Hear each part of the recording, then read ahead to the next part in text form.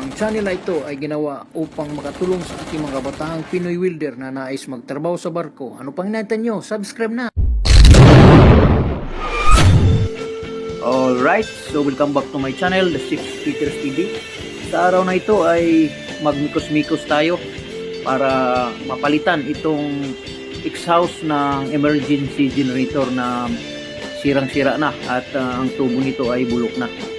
So papalitan natin ang tubo nito at gagawa tayo ng bagong tubo at bagong casing. So ang casing nito ay metal, so papalitan natin ng stainless steel. So ganito ang paggagawa.